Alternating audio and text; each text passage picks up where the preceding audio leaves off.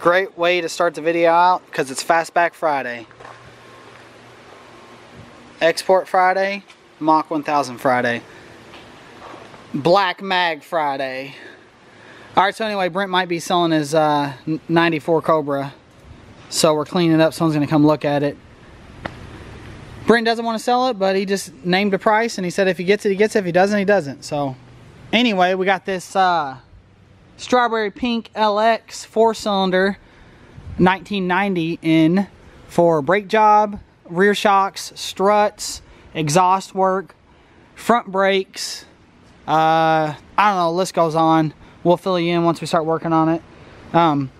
Got the Mach 1 almost ready for paint. Got all the panels ready for paint. We just got to wet sand the body. Fixed a couple dings in the roof right here that you can see we circled outside. So we got to do that. Got the 03 Cobra side skirts painted last night. I didn't film because we were just so damn busy.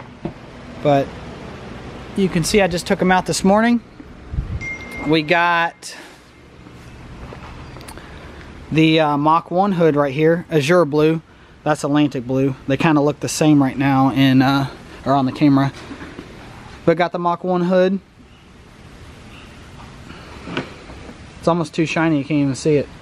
So we got the brand new decal we're going to put on after we install. Took the cell panels off yesterday.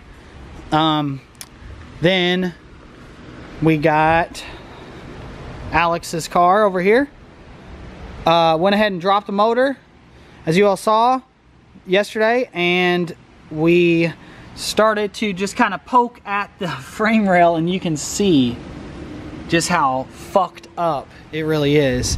And he was on the fence of even trying to, or having us fix it, and after I sent him pictures, he's like, man, I'm so glad I went ahead and fixed it. He was wanting to put a tubular K member in it after he got it back, and there was no fucking way. We had to cut every bolt out. So I got sheet metal this morning and some or I shouldn't say sheet metal, it's pretty thick metal. I'm going to patch up just like we did on Sean's car, which is right here.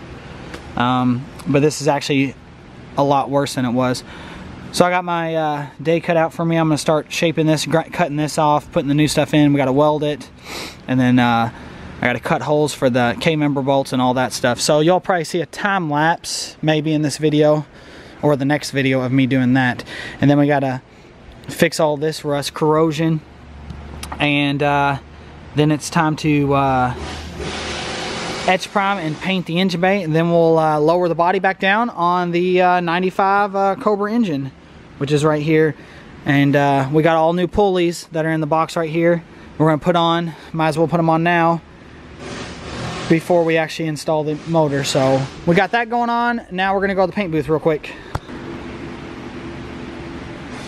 Alright, so I got David's fenders right here. This paint was absolutely fucked on this. Had to strip it and block and prime it twice. So this is a second primer. Now I'm going to sand in. It should be ready for paint. All the dings are fixed and everything. It's actually so hot that the primer dries really quickly. I got David's front bumper, which again, it was pretty messed up. The paint just sucked up. This front bumper and the driver fender off of a black Cobra because there was black paint underneath of the white paint that they painted. And then the passenger fender was actually the original fender. So all that, they just didn't scuff the edges or nothing. It was all flaking off. It was a damn nightmare. Got the Mach 1 rear bumper right here. Tape that up. I didn't want any primer getting down in the actual Mustang lettering.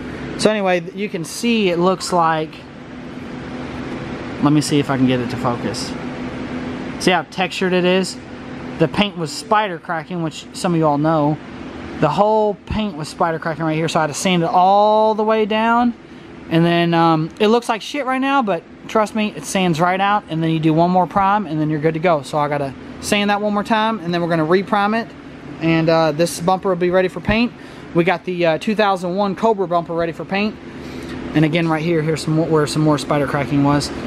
So we're gonna paint the bumpers and the sail panels tonight. If this will dry in time, we might move this out in the sun, let it dry a little bit faster, because I had to put it pretty thick right here.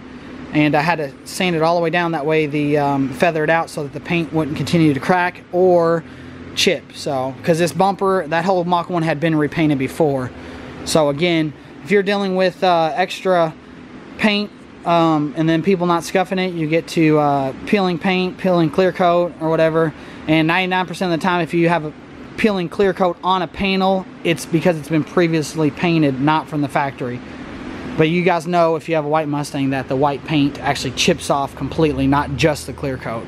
And a lot of people don't understand that you cannot just re-clear coat it. If the clear coat is peeling, you have to sand it all the way down, prime it, fill in the imperfections, and then base coat and re-clear coat. I get a lot of people that comment and that drive right in and they just want it re-cleared, and you can't do that unless the car just has some light scratches in it, and then you can wet sand it and just re-clear it. But if you're going to do all that work, you might as well just lay down some base real quick too. So just wanted to get that out of the way. So we're going to go back out in the shop. I've got to prime this too. I forgot how to prime that fender, Brent. So anyway, Brent's getting this all waxed up with our chemical guys. What are you using right now? VRP. Oh, VRP for the cowl paint on plastic areas. But he used the wet mirror. And if you guys watch our channel, you know that we really like that. And we just had Kyle randomly pull up right now. He's in a little box truck today. Hola, amigos. It's Fastback Friday, buddy. Huh? It says Fastback Friday. Oh shit, I thought it was Box Truck Friday. Well, we're gonna go pick up those cars, or those parts, I mean, so. Why are you in this little thing?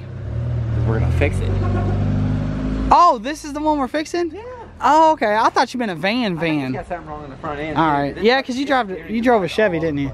I don't know if you guys saw this, but this is Rick's 96 Cobra. We're gonna paint red fire. It's laser pink right now. You can see it's faded, but the body's pretty straight. There's a couple little dings on it. I think we're gonna stay with spoiler delete and side skirt delete. I think I'm gonna weld up the holes underneath. I gotta call him and talk him over and see exactly what we're doing to it. He dropped this off from Missouri.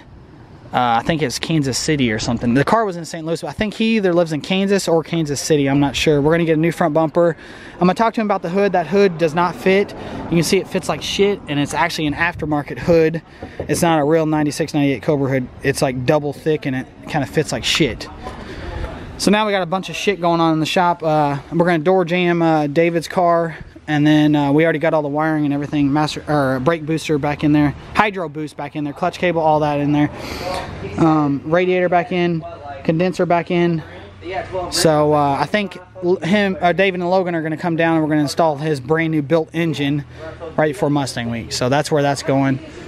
So anyway, we got a lot of stuff to do. Now Kyle's here. He's going to be talking our ass off. So I'm going to try to go ahead and start on this rail while that stuff dries in there. And then I'm going to paint the Mach 1 cell panels, and then the front and rear bumper maybe late tonight, early tomorrow. So that's where we're going right now.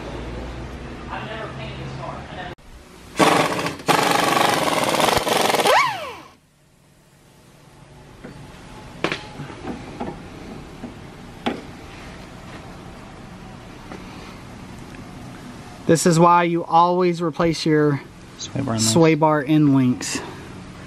Look at that. That is baby. It's supposed to be at least this thick with threads on it. Alright, so I started on the 95 Cobra. Let it autofocus. 95 Cobra.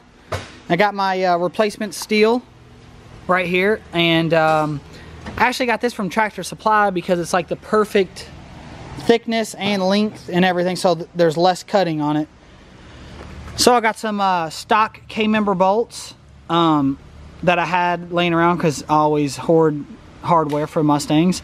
Because these K-member bolts we had to cut out, and they were as skinny as you just saw over there on the sway bar end links on the LX that Brent's working on. So let me hop in here real quick. Alright. So here's a K-member bolt, here's a K-member bolt. This is like a drain hole right here. So I already took a 13 inches. That way I wasn't in the way with the sway bar, and there's enough meat right there. It's structurally sound, so that's a good place to weld. And then I did it all the way back here. That's a good place to weld as well. So you can see right here, this is a sleeve that's rusted in half. So when you tighten these bolts up, all the weight goes on this crush sleeve so it doesn't like bend the metal down. So I'm going to have to make some of those out of some kind of tube steel When I did Sean's back in January, December, I actually had some laying around the shop. I'll just go to the hardware store and get some. But I wanted to show you before I started cutting. So before I cut the bottom section out, I wanted to mark all the holes and make sure everything is where it's supposed to be. So I got this all mocked up. I'm going to trim this after I weld. That way I have enough. I don't want no gap or nothing. So I have to get the sleeves and make sure they're the right length. And then I'm going to mount this on the side here.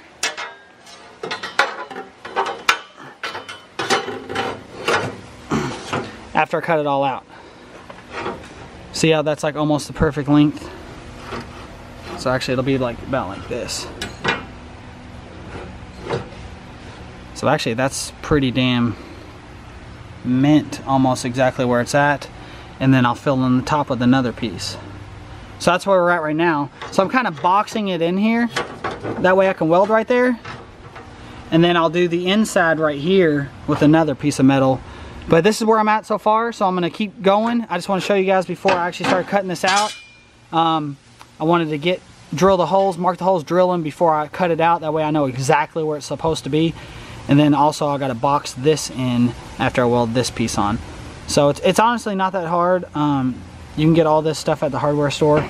I'm actually going to go back to Tractor Supply or Ace Hardware and get hardened bolts, because I need them for the other side as well. But the other side, you can see it's not as bad at all. We don't have to box it or nothing. Just got to cut that out and then put a new piece in right there. So this is just a quick segment I just want to show you before I started cutting this out, so you can see what we're working with. A lot of people on Instagram were like, man, you should just cut the whole front end off. That's a shit ton more work, and you're going to be able to tell it's spliced. Me doing this, when I'm done, you're really not going to be able to see it.